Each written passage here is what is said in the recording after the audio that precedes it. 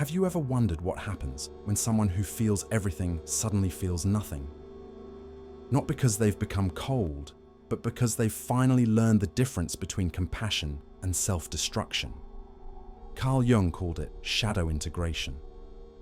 When an empath reaches that breaking point, they don't rage, they don't cry, they don't beg for understanding. They simply stop participating in their own emotional annihilation. Not out of cruelty, but from a fierce self-protection no one ever expected them to possess. That's when they become the most dangerous kind of person, unavailable for exploitation. You spent your whole life being told you're too sensitive, too emotional, too much.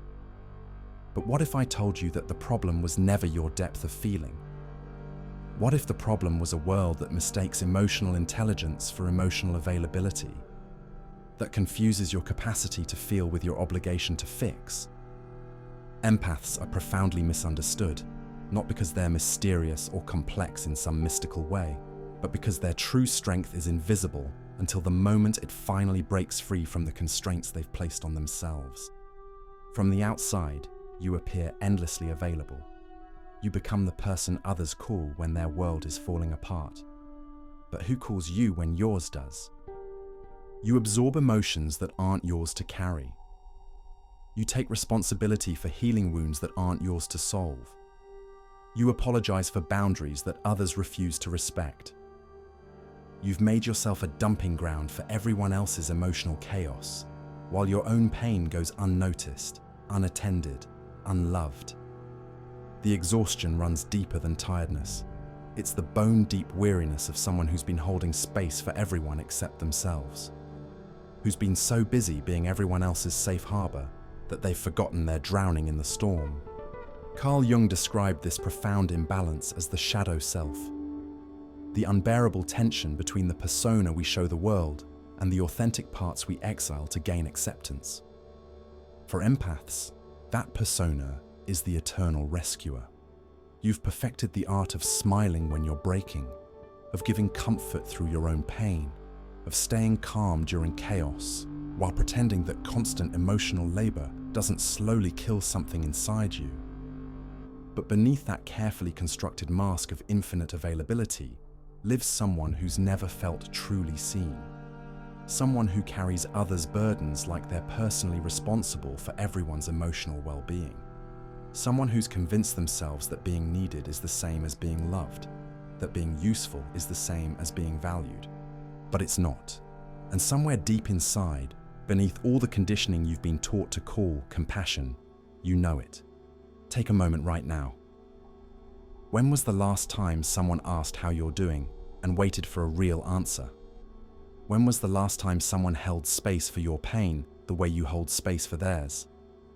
The truth is, you've been carrying everyone else's emotional weight for so long that you've forgotten what it feels like to travel light. You've been so busy being everyone else's therapist that you've forgotten you also deserve care.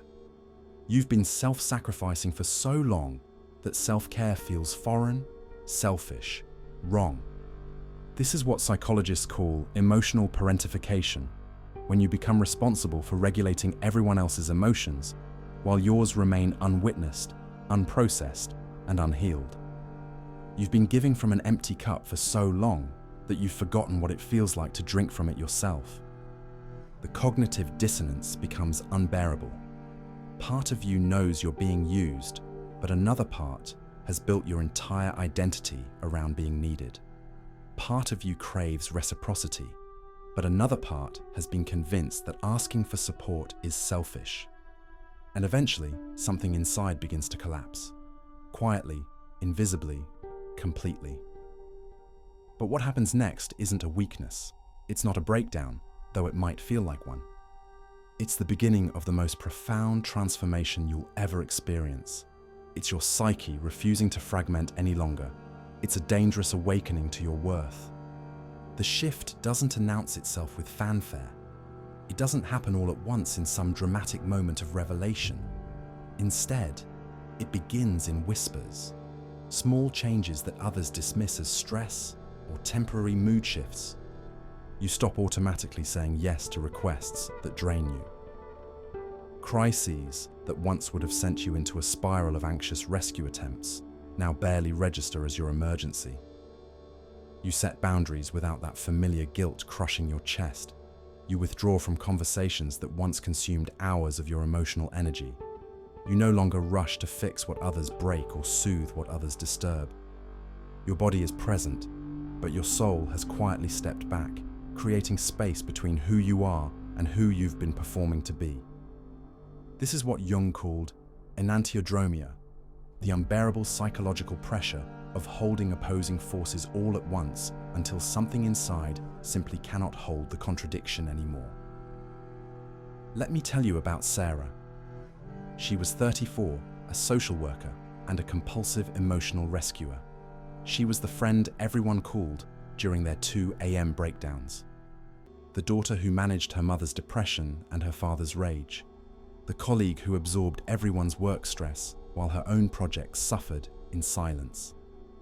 For 15 years, Sarah held that tension. She believed with her whole heart that love meant being endlessly available. She believed her hypervigilance was intuition. She wore her emotional exhaustion like a badge of honor. But silence has a cost that compounds over time. Sarah's body began speaking a language her mind refused to acknowledge. Chronic fatigue, anxiety attacks, insomnia, digestive issues. Her body was screaming what her voice had been trained to whisper. The breaking point didn't come during a dramatic confrontation or crisis. It came on an ordinary Tuesday when her sister called again to complain about the same relationship problems she'd been complaining about for 3 years. And for the first time in her life, Sarah felt nothing.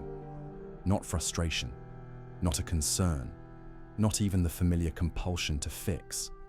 Just a profound crystalline clarity that seemed to come from the deepest part of her being. I'm done. She didn't hang up dramatically. She didn't lecture her sister. She simply listened with the detached interest of someone observing a situation that was no longer her responsibility to solve. That was the moment Sarah's shadow began to integrate. That was the moment she stopped being available for her own destruction. Maybe you recognize this moment. The moment when caring stops feeling like love and starts feeling like self-abandonment. When empathy stops feeling like a gift and starts feeling like a prison you've locked yourself inside. That moment marks the beginning of what Jung called shadow integration. Not the evil parts of yourself, but the parts you've been taught to reject in order to be loved. The parts that can say no without guilt. The parts that can choose self-protection over self-sacrifice. The parts that refuse to set themselves on fire to keep others warm. Sarah's boundaries didn't build themselves overnight. They rose slowly, brick by brick, constructed from every time she was taken for granted. Every time her kindness was mistaken for weakness. Every time someone dumped their emotional chaos on her while never reciprocated support. Those boundaries don't scream or defend themselves. They don't need validation or explanation. They simply stand, solid and unshakable, between the person you were and the person you're becoming. And you stand behind them, not hiding anymore, but finally, unavailable to be used. This isn't cruelty. This isn't coldness. This is your nervous system finally saying what your voice never could. I've had enough. Jung understood that the psyche has a natural drive toward wholeness. When we split ourselves, hiding our needs to maintain relationships, suppressing our authentic responses to keep the peace, something inside begins pushing toward integration. What part of yourself have you been silencing just to feel loved? What aspects of your authentic self have you buried so deep that you've almost forgotten they exist? The collapse isn't your weakness revealing itself. It's your strength finally refusing to hide anymore. It's your soul saying, I won't fragment any longer. I won't abandon myself for anyone else's comfort. I won't disappear just to make others feel whole. This is the beginning of becoming dangerous. This is the moment most people mistake for selfishness. Family members watch in confusion and often alarm as you stop managing their emotions like it's your life's purpose. They call you cold, distant, and changed. They say you're not yourself anymore, which is ironic because you're becoming more yourself than you've ever been. The integrated empath doesn't lose their capacity for compassion. They lose their compulsion to sacrifice themselves for it. They can still feel deeply, but they're no longer drowning in everyone else's depths. They can still care, but they're no longer carrying what isn't theirs to carry. This is what makes the awakened empath so threatening to systems built on their depletion. You begin protecting your peace more fiercely than you ever protected your reputation. You no longer translate other people's chaos into your sense of responsibility. They want the old you back, the one who absorbed their anxiety, who managed their emotions, who made their dysfunction feel like someone else's responsibility. But you have retired your savior complex. You are no longer available to heal other people's unhealed wounds. This is what makes the integrated empath so threatening to systems built on emotional labor. You begin protecting your energy more fiercely than you ever protected your image. You no longer absorb other people's chaos into your nervous system. You develop what I call conscious empathy. You can still feel others' emotions, but you're no longer compelled to fix them. You can sense their pain without drowning alongside them. You can witness their struggle without making it your emergency to resolve. To outsiders, especially those who benefited from your previous patterns of self-abandonment, this looks like selfishness. But to those who've lived through emotional starvation while feeding everyone else, this is what self-respect looks like. You're no longer waiting to be chosen by others because you've already chosen yourself. You stop explaining your boundaries to people who never respected them in the first place. You stop proving your worth to those who took it for granted. You stop performing the role of emotional caretaker. This level of emotional sovereignty is threatening a world built on women's unpaid emotional labor. When you stop participating in relationships where you're expected to be smaller to make others comfortable, people notice. When you stop engaging with individuals who mistake your boundaries for betrayal, they escalate their demands. But here's what they don't understand. You haven't become heartless. You've become unavailable for heartbreak, both giving it and receiving it. You no longer participate in the cultural gaslighting that calls healthy boundaries selfish. The transformed empath isn't cruel. They're unavailable for cruelty. They're not cold. They're unavailable for being burned. They're not selfish.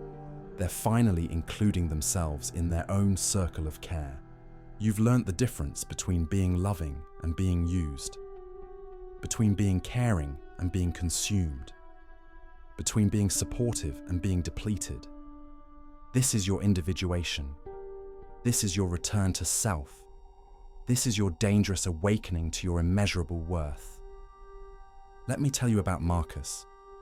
He was the friend who always had an open door and an available shoulder. His apartment became a crisis center for everyone's emergencies. Marcus measured his worth by how needed he was. He equated friendship with being useful. But chronic giving from an empty well eventually broke something inside him. Not his capacity for love, but his willingness to love others more than himself. The shift came when his best friend called at 2 a.m., drunk and crying about the same toxic relationship for the 100th time. Instead of his usual hour-long counseling session, Marcus found himself saying, "I can't do this tonight. Call me when you're sober and ready to make different choices." Just that. No lengthy explanation, no apology, no alternative solution, just a boundary. His friend was stunned. "But I thought you cared about me," he said, weaponizing Marcus's compassion against him. "I do care about you," Marcus replied, "but I care about me too now." That's the line that changes everything. But I care about me too now. Have you noticed how differently people treat you when you stop being available to absorb their problems? How some relationships simply evaporate when you're no longer willing to be the one who gives more? This isn't about becoming heartless. It's about having a heart that finally belongs to you first. The people who truly love you will adjust to your boundaries. The people who are using you will reveal themselves through their resistance to your growth. This is what makes you dangerous in the most beautiful way possible. You become dangerous to anyone who mistakes your kindness for weakness, your empathy for availability, your love for something they can take without reciprocation. People don't fear the empath when they're giving everything.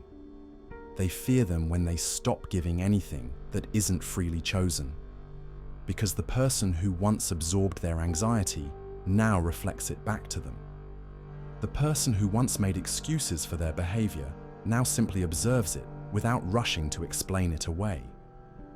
This terrifies those who built their emotional stability on your instability, their comfort on your willingness to be uncomfortable. Their peace is on your acceptance of chaos.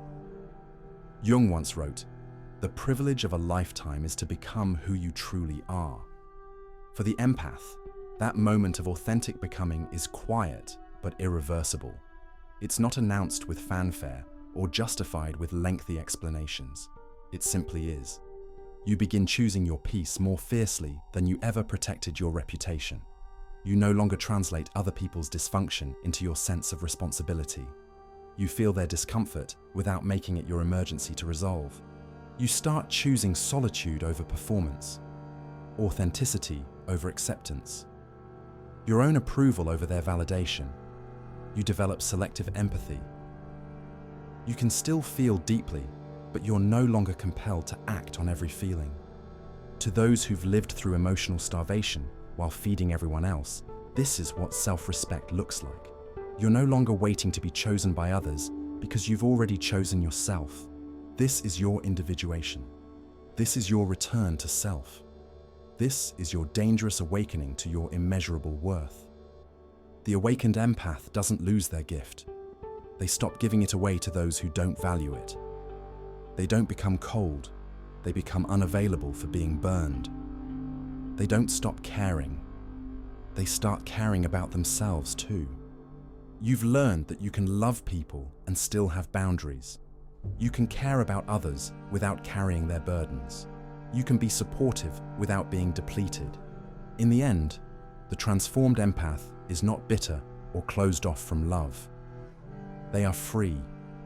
Free from the exhausting performance of being who others needed them to be instead of who they are. Free from the constant anxiety of managing everyone else's emotions while neglecting their own. Sarah, 2 years into her transformation, lives a life that would be completely unrecognizable to her former self. She has relationships that reciprocate her energy instead of draining it. She has boundaries that are respected rather than constantly tested. She still works in social services, but now she approaches it from a place of conscious choice rather than compulsive rescue. She can hold space without drowning. She can care without losing herself in the process. This is what Jung called the individuated self. A soul no longer splits between pleasing others and honoring themselves. You've turned your pain into discernment, your silence into a sanctuary. Every wound is within a boundary that protects rather than punishes. You are not the empath who breaks under the weight of others' expectations. You are the empath who broke free from those expectations and discovered your strength. You're not the one who gives away until there's nothing left. You're the one who learned that you can't pour from an empty cup. What would change in your life today if you truly believed that you are worthy of the same love and consideration that you give so freely to others?